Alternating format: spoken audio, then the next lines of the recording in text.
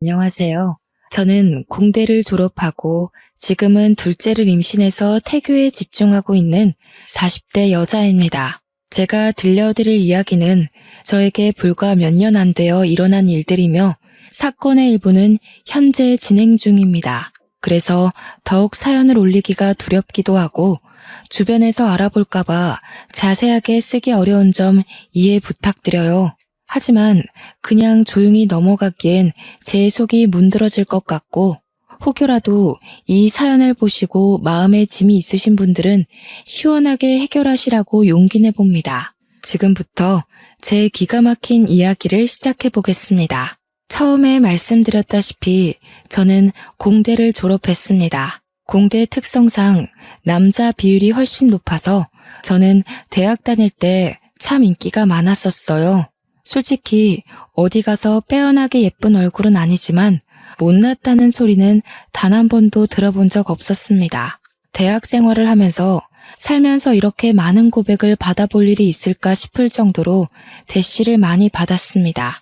하지만 그 당시에 저는 연애에는 딱히 관심이 없었고 통금까지 있었을 정도로 아버지께서 엄하셨기 때문에 엄두도 내지 않았죠. 보통은 제가 한두 번 거절하면 다들 물러서곤 했는데 딱 한 선배만큼은 제가 귀찮을 정도로 저한테 들어붙었습니다. 그 선배 이름은 김주은이었어요. 솔직히 성격이 별로 좋아 보이진 않아서 친하게 지내거나 그런 일은 없었던 선배였습니다. 생긴 건 그래도 잘생긴 편에 속하긴 하는데 은근히 느껴지는 약간 날라리의 기운이 있었다고 하시면 이해하기 쉬우실까요? 굳이 성격 이야기를 한 건 툭하면 후배들 불러다가 인사 안 한다고 기합 같은 걸 주기도 하고 억지로 동기들에게 술을 먹이기도 하고 그랬어요. 그래서 참 사람이 덜 됐구나 하고 생각했었는데 싸움도 꽤 잘하는지 다른 선배들도 주은 선배한테는 함부로 못하더라고요. 저는 성인이 되어서까지 힘자랑을 하는 그 사람이 그렇게 좋아 보이지 않았습니다. 당연히 고백도 거절했고요. 하지만 그럴수록 저한테 더 다가오려고 하더라고요. 공강인데도 굳이 저를 보려고 학교에 찾아와서 학식을 같이 먹자고 한다거나 아니면 저는 카페인을 마시면 밤에 잠을 못 자서 코코아도 입에 안 대는 사람인데 아메리카노를 불쑥 내민다거나 정말 제가 기함을 토했던 것은 제가 집에 갈 때 몰래 쫓아와서 저희 집 앞에서 서성이고 있는 걸 저희 아버지께서 보시고는 강도인 줄 알고 경찰에 신고를 했던 사건 때문이었어요. 경찰서에 가서 저한테 강도 아니라고 학교 선배라고 설명해달라고 빌고 저희 아버지는 학교 선배가 왜 집 앞에서 서성이냐고 스토커 아니냐고 소리 지르고 한동안 과에 소문이라도 날까 쪽팔렸는지 수업도 안 나오더라고요. 저는 결국 주은 선배에게 딱 잘라서 너무나도 불편하다고 이야기했고 저의 정색이 조금 멋쩍었는지 주은 선배도 제게 사과했고요. 제가 싫다고 몇 번이나 말했는데 선배가 자꾸 이런 식으로 행동하니까 소문도 이상하게 나고 따돌림도 당하고 왜 제 입장은 하나도 생각 안 해요? 선배가 그런 식으로 행동하니까 제가 더 선배를 싫어하는 거예요. 제가 죽었다 깨어나도 선배 같은 사람이랑은 사귈 생각 없고요. 선배랑 저랑은 아예 결이 다른 사람이라고요. 제 말에 충격이었는지 주은 선배는 기분 나쁘다는 표정을 지었고 뭐라고 더 말하려는데 저는 휙 돌아서 그 자리를 피했습니다. 그 뒤로 정말 마주칠 일 없게 수업을 잘 들었고 1학년을 마치고 종강 파티를 하게 되었어요. 솔직히 그 자리에 별로 가고 싶진 않았지만 선배들도 모두 빠지지 말고 참석하라고 몇 번이나 주의를 줬기에 어쩔 수 없이 갔습니다. 저는 평소에 술을 잘 먹지 않는 사람이에요. 아버지가 무섭기도 하고 술에 취해서 흐트러지는 모습을 남에게 보여주는 것도 매우 싫어하고요. 그래서 깔짝깔짝 마시는 척만 하고 있었는데 선배들이 집요하게 저를 물고 늘어지더라고요. 자리를 피하려고 잠시 화장실에 갔다 오니 잔이 가득 채워져 있었어요. 그러더니 주은 선배와 그 옆에 있던 무리들이 저한테 원샷을 하라고 강요하더라고요. 평소 같으면 주은 선배가 제 편을 들어줬던지라 마시지 않아도 되었지만 선배까지 합세해서 마시라고 다들 저만 바라보고 있으니 안 마실 수가 없었어요. 결국 벌컥벌컥 원샷을 했고 제가 그렇게 주량이 약한 사람도 아니고 평범하게 소주 반병까지는 마실 수 있는데도 맥주 한 잔에 넉다운이 되어버렸습니다. 기억이 하나도 없어요. 정말 드문드문 나는 기억도 하나 없이 그대로 필름이 끊겼고 눈을 떠보니 처음 보는 이상한 무늬의 천장이 보였습니다. 속이 울렁울렁하고 토할 것 같아서 화장실에 가려고 이불을 걷었는데 적나라한 제 몸이 그대로 보였습니다. 거기다가 이불 너머로 보이는 남자의 팔에 저를 소리를 꽥 지르고 말았죠. 주은 선배였어요. 제가 꽥 지른 소리에 잠이 깼는지 저한테 벌레라도 봤냐고 하더라고요. 선배, 이게 어떻게 된 거예요? 왜 선배랑 제가 어딘지 모르는 방 안에 있어요? 여기 어디예요? 어디긴 어디야, 모텔이지. 어제 술 먹고 집에 못 가겠다고 나한테 여기 들어와서 쉬자며. 제가 그랬다고요? 기억이 하나도 안 나요. 선배가 절 어떻게 한 거 아니에요? 나를 왜 그런 이상한 범죄자로 몰아? 너 이러려고 나보고 모텔 가자고 한 거야? 와, 너 무섭네. 이런 식으로 한 건 했다 이거야 지금? 그게 다 무슨 소리예요? 네가 지금 나한테 덤터기 씌우잖아. 나는 네가 오자고 끌고 와서 온 거야. 마치 제가 선배를 끌고 왔다는 듯이 말하면서 기억이 안 난다는 저에게 발뺌하는 거냐고. 이런 식으로 합의금이라도 받으려고 하냐면서 소리를 고래고래 지르더라고요. 저는 정말 억울해 미칠 것 같았습니다. 어제 내가 고백했더니 좋다며, 사귀자며, 술 취해서 그런 거니? 술 깼더니 다 모르고 싶어서 지금 날 범죄자 취급하는 거야? 합의해야 한 거야. 저는 휴대폰을 챙겨서 제대로 씻지도 않고 바로 모텔을 뛰쳐나왔어요.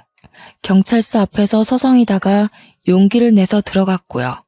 경찰관에게 아무래도 밤새 안 좋은 일을 당한 것 같으니 검사를 받고 싶다고 했고 산부인과에 가서 진단서를 끊어오라고 하더라고요.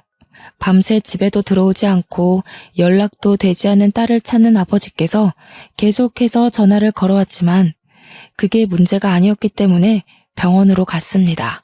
하지만 아주 청천벽력 같은 소리를 들었어요. 제가 반항을 한 흔적이 어디에도 남아있지 않다는 거예요. 동행한 여성 경찰관님께서 증거 없이 기억도 없이 신고를 하게 되면 무고죄가 성립될 수 있으니 다시 한번 생각해보라고 했습니다. 저는 망연자실한 상태로 집으로 돌아왔고 아주 호되게 혼이 났습니다. 그렇게 다음 학기를 기다리며 겨울방학을 보내고 있는데 정말 하늘도 무심하시지 생리가 끊긴 거예요. 저는 벌벌 떨면서 임신 테스트기를 했고 정확하게 두 줄이 뜨는 걸 보고 기절할 뻔했습니다. 저는 가족들에게 알리지 않고 주은 선배에게 먼저 연락을 했어요. 선배, 저 좀 만나요. 그래, 우리 만나서 오해를 좀 풀자. 저는 주은 선배를 동네 카페에서 기다렸고 30분이 지나서야 헐레벌떡 선배가 도착했습니다. 저의 얼굴이 어두워졌는지 무슨 일 있느냐고 물어보더라고요. 선배, 저 임신했어요. 하지만 이제 겨우 20살이고 아직 학교도 1년밖에 다니지 못했어요. 그러니까 애를 지워야 해요. 도와주세요. 그게 무슨 말도 안 되는 소리야. 내가 책임질게. 현실적으로 생각해요. 지금 우리 대학생이라고요. 그게 무슨 문제야. 나는 군대도 다녀왔고 이제 1년만 더 학교를 다니면 졸업이야. 너 출산할 때쯤엔 나도 취업을 할 수 있어. 그러니까 우리 결혼하자. 저는 이 사람을 믿고 결혼해야겠다는 생각이 전혀 들지 않았어요. 무조건 책임질 수 있다, 먹여 살리겠다, 호언장담하는 선배가 답답할 뿐이었죠. 계획도 전혀 없고 그렇다고 집안이 넉넉한 것도 아니고 선배나 저나 그저 부모님께 손 벌려 학교를 다니는 그런 어린애였을 뿐인걸요. 하지만 선배는 쇳불도 당김에 빼랬다면서 그 자리에서 바로 저희 집으로 갔어요. 당연히 오랜만에 외출한 딸이 남자를 하나 덜컥 데려왔으니 저희 집도 난리가 났죠. 거기다가 주은 선배가 아무런 준비도 안 됐는데 다짜고짜 제가 임신한 사실을 알렸어요. 제가 미경이 남자친구입니다. 미경이가 임신을 해서 저희 결혼하겠습니다. 20살밖에 안 된 딸이 임신을 했다니 그것도 밤이고 낮이고 하루 종일 해코지는 당하지 않을까 금이야 오기야 했던 딸이 임신이라니. 저희 어머니는 뒷목을 잡고 주저앉으셨고 아버지는 화가 나서 선배를 발로 찼어요. 선배는 그런 수모를 당하는 와중에도 꿋꿋하게 결혼을 해달라고 버티고 있었습니다. 이성을 찾은 부모님께서 한동안 말이 없으시다가 한숨만 푹푹 내쉬고 어머니는 눈물까지 흘리셨어요. 그런 모습을 보면서 저도 눈물이 쉴 새 없이 흘렀습니다. 하지만 이미 임신은 했고 남자는 결혼하겠다고 하는 마당에 저희 부모님께서 뭘 더 어쩔 수 있었겠어요? 저에게 후회하지 않겠느냐 물었고 저는 아무런 대답도 못했습니다. 솔직히 후회할 것 같았어요. 하지만 잉태한 새 생명을 지우자니 그것도 못하겠더라고요. 결국 저는 학교에 휴학계를 내고 결혼과 출산을 준비했습니다. 산부인과에 가니 임신 5주 차라고 하더라고요. 아이의 심장 소리는 2주 뒤에는 들을 수 있을 거라면서 작은 점이 찍힌 초음파를 보여주는데 또 눈물이 나더라고요.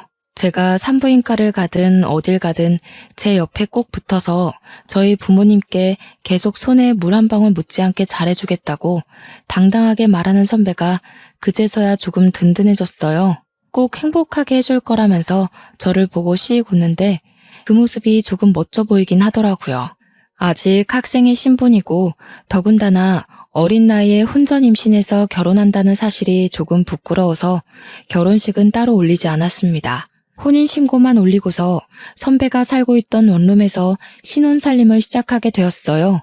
원룸의 환경은 솔직히 좋지 않았고 당장 집을 구할 만큼의 돈은 융통할 수 없어서 어쩔 수 없이 들어가 살게 되었습니다. 선배의 본가는 경상도였어요. 그래서 학교 생활을 위해 서울에서 자취를 하고 있었던 거였죠.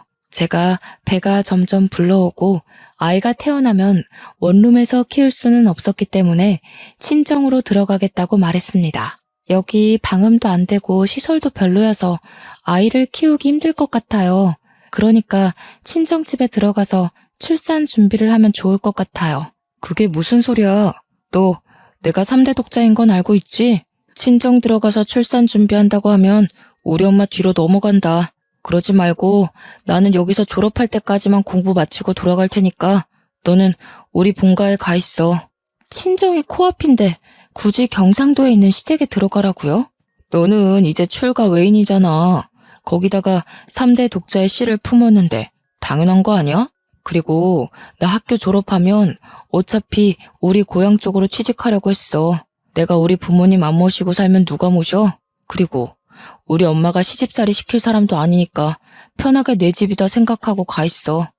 저는 정말 내키지 않았지만 이미 시댁과도 말이 다 끝난 상태였는지 시어머니께서 제게 연락이 왔어요.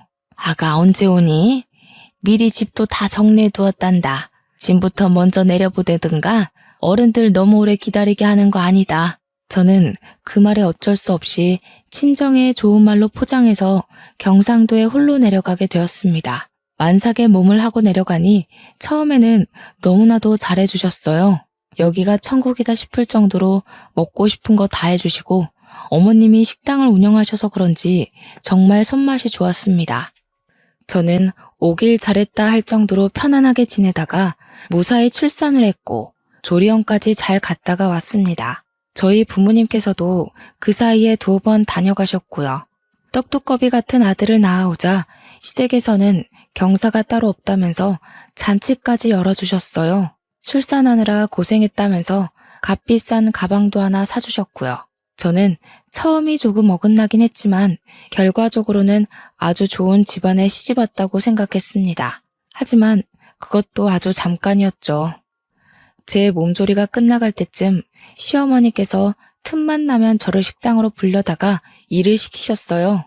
처음에는 갑자기 직원이 일을 관둬서 도와달라, 손님이 많아서 손이 모자르다, 알바가 휴가 갔다 이런 이유였지만 나중에는 이유 없이 불러 일을 시키셨죠.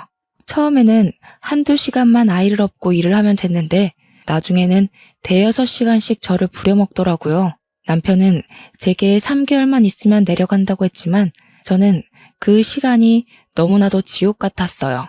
하루는 삭신이 쑤셔서 도저히 못하겠다고 하니 시어머니께서 제게 욕을 한 사발 붓는 거예요. 저는 깜짝 놀랐습니다. 살면서 그런 욕을 들어본 게 처음이었어요. 사투리를 팍팍 썩어가면서 얼마나 찰지게 욕을 하던지. 제가 진짜 너무 놀라서 아무 말도 못하고 멍하니 듣고만 있었다니까요. 아무짝에도 쓸모가 없는 년. 네가 아들이 아니라 딸을 낳았으면 아주 내쫓아버리는 건데. 어머님, 저한테 왜 그런 식으로 말씀하세요?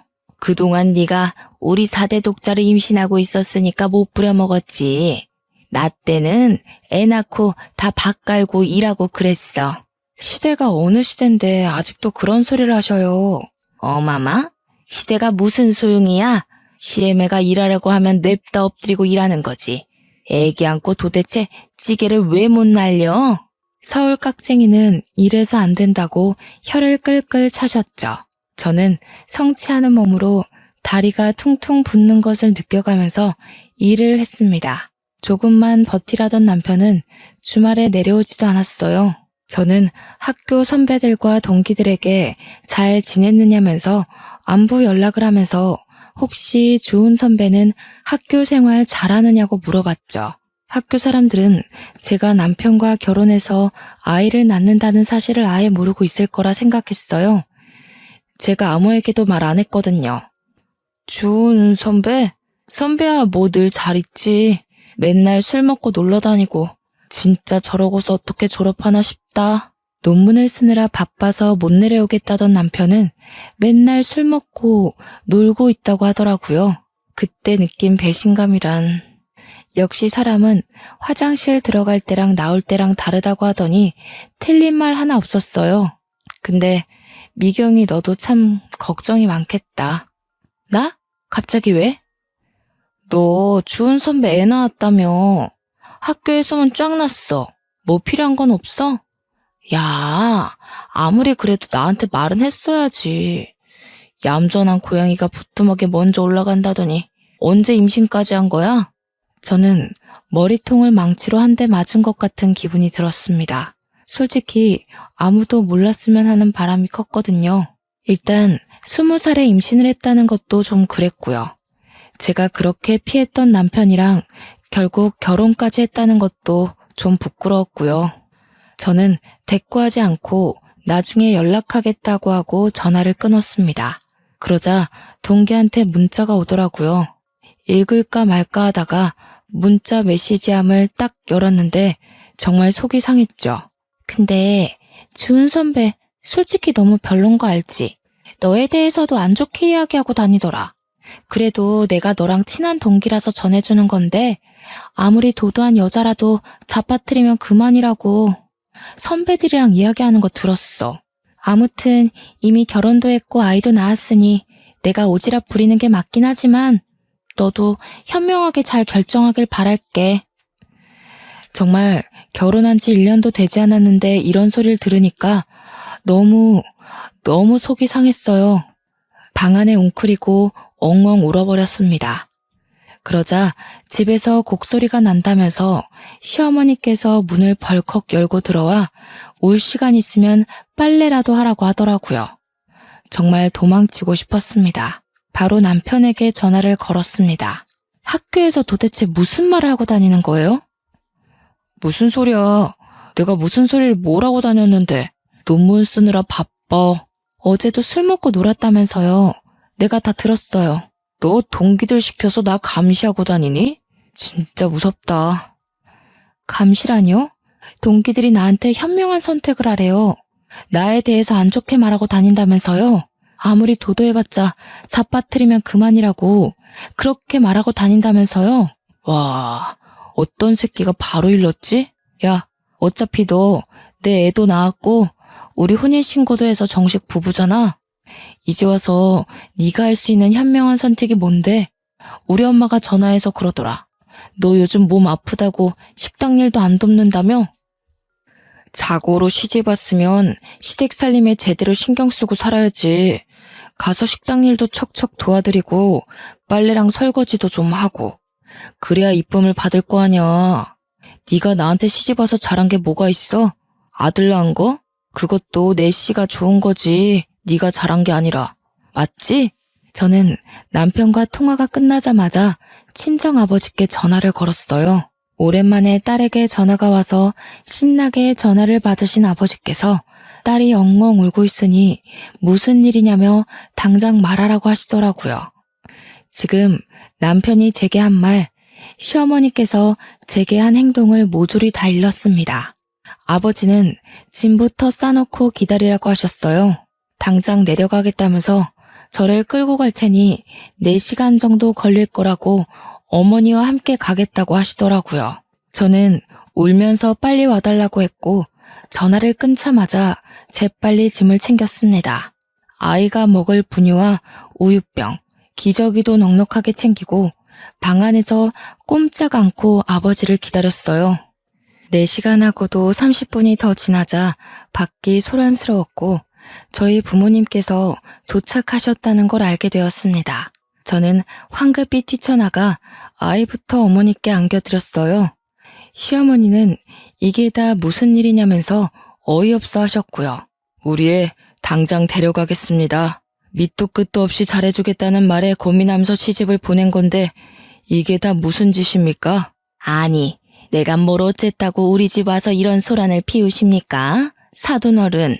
사돈이라고 하지도 마시오. 우리 귀한 딸 데려다가 밭일이 뭐 어쩌고 어째요? 거기다가 식당 일까지 하라 그랬다고요? 욕도 하고. 우리 집 식구가 되었으니 같이 돕고 살자는 거죠. 그리고 아이는 왜 데려가려고 그래? 우리 집 4대 독자야. 절대 못 줘. 애가 물건입니까? 주고 말고 하게. 애는 엄마랑 있어야죠. 아버지는 시어머니의 팔을 확 뿌리치고는 가방을 챙겨서 저와 아이를 차에 태우셨습니다. 시어머니는 당연히 난리가 났죠. 당장 내 손주 내놔라 하면서 소리를 쳤지만 아버지는 차 문을 잠가버리시고는 집으로 출발하셨습니다. 저는 아버지 차 안에서 정말 꿀잠을 잤어요. 그렇게 맘 편히 잔 것도 참 오랜만이었습니다. 집에 도착해서 엄마가 차려주는 밥상을 보니 정말 제가 불효를 저질렀다는 걸 알게 되었죠. 눈물이 자꾸만 나와서 밥을 못 씹겠더라고요. 그런 저를 보면서 아버지도 눈물을 슬쩍 훔치셨고요. 아이를 봐줄 테니 들어가서 푹 쉬라는 말에 정말 오랜만에 울고불고 보채는 아가를 어머니께 맡기고 방으로 들어와 단잠에 빠졌습니다. 그간 몇 시간 못 자고 일하고 애보고 정말 힘들었는데 내 집에서 푹 자도 된다는 생각을 하니 깊게 아주 오래 잠이 들었어요. 뭔가 쿵쾅거리는 소리에 눈을 떠서 휴대폰을 보니 다음날 오전 11시더라고요. 정말 14시간 정도를 깨지 않고 푹 잔 거예요. 그래서인지 몸도 상쾌하고 좋았습니다. 휴대폰에 찍힌 남편의 부재중 통화 40통을 보기 전까지요. 소란스러움에 후다닥 거실에 나가보니 시어머니께서 짐을 바리바리 싸들고 거실에 앉아 계셨어요. 아버지와 어머니는 화가 잔뜩 나 있었고요. 저를 보자마자 시어머니께서 아주 불쾌하다는 듯 말씀하셨습니다. 우리 집 4대 독자를 데려가고도 무사할 것 같니? 나도 여기서 좀 지내겠다. 식당도 문 닫고 왔으니 아주 시간 많아. 당장 내 손주 안 내놓을 거면 나도 너네 친정에서 너희 엄마 밥 먹으면서 편하게 좀 쉬자. 이게 무슨 몰상식한 짓이에요? 내가 가방끈이 좀 짧아요. 배운 게 없어. 어릴 때부터 식당 일 하느라 못 배웠거든. 그러니까 내 손주 내놓으시던가 아니면 나도 여기서 살 거니까 그런 줄 아쇼. 저는 정말 애를 줘버리고 싶었지만 저 똘망똘망한 눈으로 우리 어머니의 품속에 폭 안긴 아가를 보면 차마 그럴 수 없었습니다. 저는 어쩔 수 없이 남편에게 전화를 걸었어요. 남편도 이 사정을 모두 알고 있는지 전화를 받자마자 저한테 쏘아대더라고요. 그러게 왜 생각 없이 짐을 싸서 그렇게 나가고 그래? 어? 내가 오죽 힘들었으면 그랬겠어요? 나한테 손에 물 한 방울 안 묻히게 해준다면서요. 그땐 그때고 지금은 지금이지. 됐고 이렇게 된 거 우리 엄마 따끈한 밥상이나 잘 챙겨드려. 놓친네 경상도에서 버스 타고 올라오느라 아주 힘드셨을 텐데. 몸도 좀 주물러 드리고. 아버지는 제 전화를 뺏어서 남편에게 당장 친정으로 오라고, 오지 않으면 아주 큰일 나게 될 거라고 했습니다. 남편은 아버지껜 깨갱하고 알겠습니다 대꾸하고 바로 전화를 끊더라고요. 그리고 정말 30분 만에 쏜살같이 친정집에 왔어요. 당장 사돈 어른 모셔다 드리고 와. 그리고 나서 이야기하자. 어머, 제가 왜요? 며느리 고집 제대로 꺾어야지 아니면 못 갑니다. 어디 우리 손이 귀한 집안에 시집와서 아들을 낳아놓고 도망을 갑니까? 우리 손주는 절대 못 줍니다. 저 기집애가 고집 꺾을 때까지 내가 여기 단단히 버티고 있을 거예요. 누구 보고 기집애라고 하시는 거예요? 미경아, 그동안 이런 취급 받으면서 살았던 거니? 이런 취급은 아니었고요. 미경이가 계속 고집 부리니까 저희 어머니도 어쩔 수 없는 거죠. 다들 화내지 마시고 미경이도 친정에서 몸 좀 편하게 있고 저희 어머니도 여기서 손주 보면서 식당 일도 좀 쉬시고 하면 좋죠. 장모님께서 저희 엄마 몸보신 좀 해주세요. 맛있는 거 좀 대접해 주시고. 남편의 말에 화가 나신 아버지는 남편의 뺨을 치셨고, 시어머니는 그 모습을 보고 제 머리채를 잡고 난리를 치셨습니다. 제 머리채가 잡히자 저희 어머니는 시어머니의 머리채를 잡았고요. 남편은 뜯어 말린답시고 낑겨서 낑낑거렸고요. 저희 아버지는 그대로 경찰을 불렀습니다. 경찰이 오고 온 가족이 만신창인 채로 조서를 썼고요. 저희 아버지는 당장 이혼하라고 엄포를 놓았습니다. 물론 저도 이혼하고 싶은 생각이 굳건했고 시어머니만큼은 죽어도 안 된다 하셨지만 아버지께서 안 되면 소송이라도 불사하겠다 하셨죠.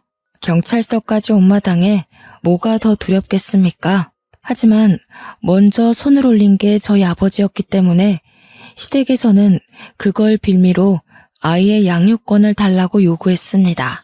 결국 합의 이혼으로 끝나지 않아서 소송을 걸게 되었고요. 아버지의 사건과는 별개로 이혼 소송이 진행되었고 당연히 친권, 양육권 모두 아이가 어려 저에게 오게 되었습니다. 저는 그렇게 지긋지긋한 2년을 보내고 화려한 돌싱이 되었습니다. 고작 2년밖에 지나지 않았다는 게 2년 동안 일어난 일이라는 게 놀라웠죠. 저는 당당하게 학교에 복학 신청을 냈습니다. 어차피 다 알려졌다고 해도 저만 당당하면 되는 거 아니겠어요? 이혼 소송에서도 승소했고요. 저는 지은 죄가 없기 때문에 더 당당할 수 있었어요. 저를 알아보는 동기와 선배들도 있었지만 오히려 제가 떳떳하게 나가니 제게 전 남편에 대한 이야기를 묻지 않더라고요. 저는 그렇게 23살 나이로 2학년으로 복학했고 무사히 26살에 졸업까지 하게 되었습니다.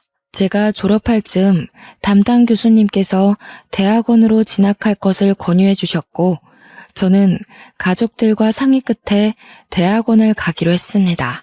때마침 어린이집에 자리가 나서 아이를 어린이집에 맡길 수 있었거든요.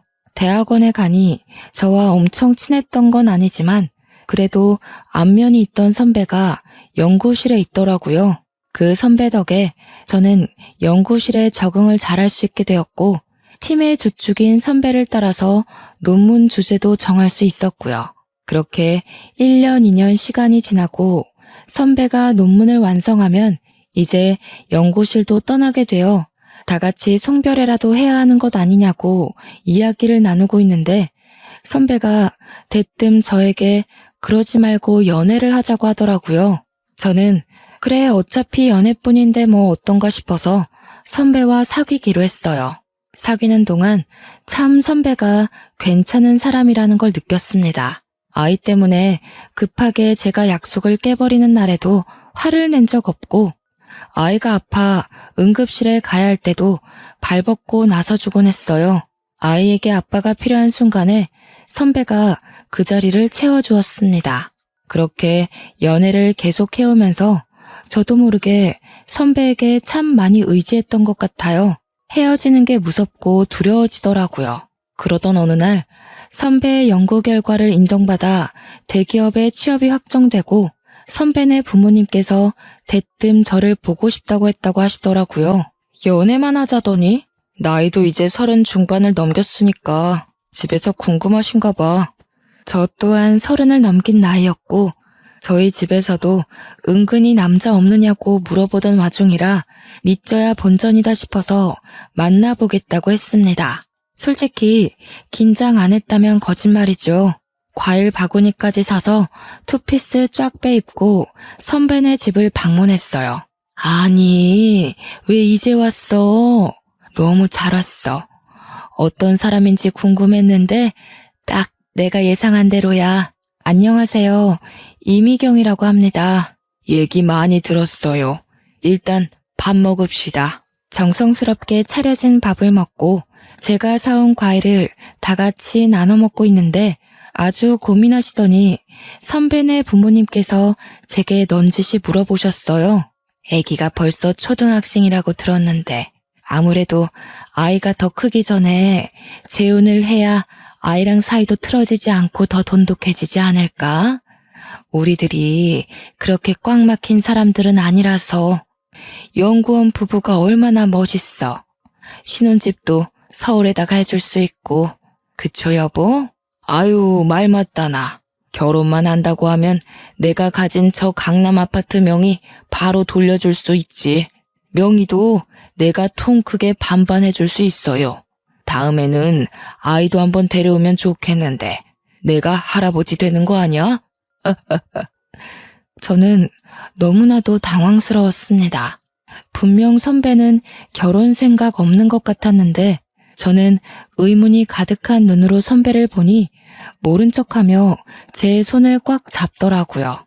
전 남편처럼 말로만 잘하겠다, 호강시켜주겠다 하는 것보다 더 마음으로 느껴지는 든든함이 있었어요. 저는 그렇게 다시 한번 결혼을 하게 되었습니다. 이번에는 드레스도 제대로 입어보자면서 결혼식 준비를 단단히 했고 웨딩 촬영도 아주 이쁘게 찍었고요. 소식을 들은 전 남편이 결혼식에 깽판 치러 오겠다면서 동기들에게 고래고래 선포를 했다고 하더라고요. 저는 솔직히 너무나도 겁이 났지만 대형 로펌을 운영하고 계신 시부모님께서는 걱정 말라고 변호사 부부의 무서움을 보여주겠다고 싱글벙글이시더라고요. 그렇게 결혼식 당일이 되었고 전 남편의 흔적은 찾아볼 수도 없었습니다. 선배와 저는 신혼여행을 가고 나서야 진짜로 전 남편이 결혼식장에 왔었다는 이야기를 들었어요. 동기가 전해주더라고요. 아니, 나는 진짜 그런 뻔뻔한 인간 처음 봤다. 그 인간 학점 말아먹고 결국 취직 안 돼서 아직도 백수로 산다고 하던데 거기다가 결혼식 와서는 깽판을 논내만에 하더니 갑자기 저승사자라도 본 듯 헐레벌떡 도망치더라. 어이가 없었어. 아무튼 결혼 축하해. 저는 신혼여행을 다녀와서 남편과 아이와 함께 셋이 깨복는 신혼을 보냈어요. 혹여라도 둘만의 시간이 필요할까 시부모님께서는 저희 아이를 데리고 놀러도 다녀오시고 로펌에 초대해서 구경도 시켜주시고 정말 너무 감사하게 아낌없이 사랑을 주셨습니다. 하루는 급하게 시아버지께서 서류가 필요하다고 로펌에 좀 가져다 달라고 하셨어요. 너무 미안해하면서 말씀하시길래 괜찮다고 서류를 확인하고 바로 로펌으로 달려갔습니다. 아버님의 사무실 문을 딱 여는데 웬 모자가 무릎을 꿇고 빌고 있더라고요. 그 뒷모습이 익숙해서 누구지 하는 와중에 아버님께서 저를 부르셨습니다. 우리 며느리 왔어. 서류는 여기다가 주고 잠시 게스트룸에 기다려줄 수 있겠니? 정 변호사, 경비원 불러서 이분들 좀 밖으로 모셔다 드리게나. 여기서 와 이러셔도 아무 소용 없습니다. 저희 의뢰인께서는 강경하시고 소송을 취할 생각 없으십니다. 제발 한 번만 살려주세요. 제가 여기서 이런 소송에 휘말리게 되면. 저는 그 익숙한 소리에 남자의 얼굴을 들여다보니 전 남편이지 뭐예요. 옆에 무릎을 같이 꿇고 있었던 건 전 시어머니였습니다. 아니, 네가 여기 어떻게... 예, 잘됐다. 우리 아들 좀 살려주라.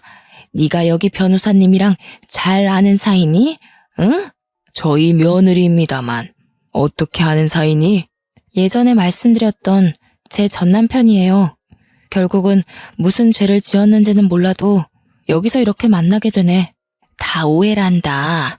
우리 아들 착한 앤 거 너도 잘 알잖니.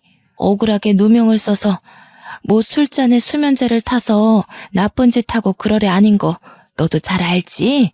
어떤 몹쓸 꽃뱀이 우리 아들 가지고 한탕 하려고 그런 누명을 씌워서 고소를 했지 뭐냐.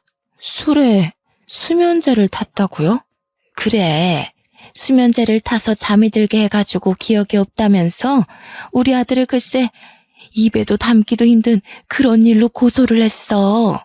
저는 그제서야 제가 당했던 지난 일들이 떠올랐어요. 종강 파티를 갔다가 맥주 한 잔에 기억을 잃고 모텔에서 눈을 떴던 일, 그로 인해 임신해서 지옥 같은 시집살이를 당했던 일 모조리 말이에요. 김준, 너 나한테도 그렇게 한 거야? 전 남편은 아무런 말도 않고 고개를 숙이고 있었고 저는 눈물이 팍 터져나왔죠. 벌벌 떠는 저 모습이 진실이라는 걸 대신 말해주는 게 아니겠어요? 시아버지께서는 이 이야기를 듣고 대충 눈치를 채셨는지 아주 화가 잔뜩 나셨습니다. 이런 몹쓸, 증거도 지금 확실한 거 아시죠? 술집 가게 CCTV에 수면제를 탄 장면이 찍혀있단 말입니다. 다 오해라니까요. 오해가 아니라고요. 나한테도 그랬단 말이에요. 나는 저 사람 말만 믿고 내가 술에 취해 기억을 못하는 거라고 나 스스로를 자책했어요. 내가 우리 부모님 가슴에 대못을 박았다고 아프다고 말도 못하고 당신의 모진 시집살이를 견뎌내면서 살았다고. 아니 얘가 이제 와서 왜 다 우리 아들 탓이야? 당신 아들 탓을 한다고? 아들을 도대체 어떻게 키웠길래 저렇게 뻔뻔하게 범죄를 일으키고도 여기 와서 사죄를 해? 피해자한테는 사과했어 당신? 피해자한테 진심으로 사과했냐고. 나한테도 가스라이팅 해놓고 그랬을 리 없지. 너는 아주 콩밥 제대로 먹어봐. 제 눈치를 보면서 이러지도 못하고 저러지도 못하는 전 남편을 보고 저는 확신을 했고 경비원에게 끌려나가는 두 사람을 보면서 복수를 결심했습니다. 저는 시아버지에게 수치스럽지만 제가 당했던 일을 낱낱이 고했고 그간 전 남편과 같이 어울렸던 동기 선배들에게 연락을 돌려 증언을 얻어냈습니다. 이런 일이 한두 번이 아니었고 죄책감을 느끼고 있던 전 남편 친구도 있더라고요. 그래서 모든 증언을 한 곳에 모아서 결국 법정에서 증거로 제출했고 받아들여졌습니다. 당연히 전 남편은 징역 5년을 선고받았고 그 이후에 전 시댁에서 찾아와 저에게 엎드려 빌고 시부모님에게 사정사정했지만 얄짤없었죠. 이 일을 계기로 저희 아들에게도 접근할 수 없도록 접근 금지 명령도 내렸습니다. 이게 다 법조인인 시부모님 덕분에 일사천리로 진행될 수 있었죠. 아직 위자료 관련한 부분에 있어서 법원 판결이 나지 않아 기다리고 있는 중입니다. 기다리는 와중에 정말 너무나도 감사하게 저희 부부에게 둘째가 찾아왔어요. 당연히 저희 시댁에서는 경사가 났다면서 제가 침대 밖으로 나올 수도 없게 극진히 대접해주고 계시고 이런 시댁의 사랑을 받는 모습을 보고 저희 친정 부모님도 좋아하시고요. 양가가 서로 친하게 지내면서 서로를 생각해주는 모습이 딱 제가 원하던 이상적인 부부의 모습이었답니다. 저는 이 행복을 가지고 앞으로 마무리해야 할 전 남편과의 소송을 잘 이겨내 보려고 합니다. 아마 든든한 저희 시부모님 덕분에 소송에서 지게 될 일은 단 1%도 없지만 그래도 끝까지 아주 나락으로 보내버릴 예정입니다. 5년형을 받고도 반성을 하고 있는지 어쩐지 전 시어머니께서 매번 그렇게 면회를 간다고 하시더라고요. 둘이 아주 부둥켜 앉지만 않았지 울고불고 한다고 하던데 남의 눈에서 눈물을 그렇게 뽑아댔으니 지들 눈에서는 피눈물 흘려야죠. 저도 마음 아주 단단히 먹고 이겨낼 겁니다. 도와주는 가족들이 옆에 있으니까요. 지금까지 제 이야기를 들어주셔서 너무나도 감사합니다.